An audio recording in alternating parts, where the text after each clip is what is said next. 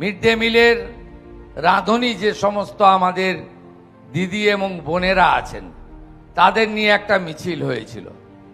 ইসকনকে ঢুকিয়ে দেওয়া হচ্ছে, হিন্দু সরকার, আমাদের কাজ কেড়ে নেওয়া হচ্ছে।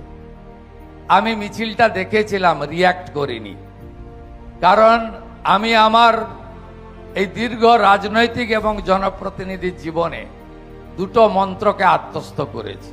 একটা হলো ধৈর্য, আর একটা হলো সহ্য। আমি সেই মিছিলকারীদের উদ্দেশ্যে বলি, একজনও রাঁধুনি মা দিদি বোন কর্মচ্যুত হবেন না।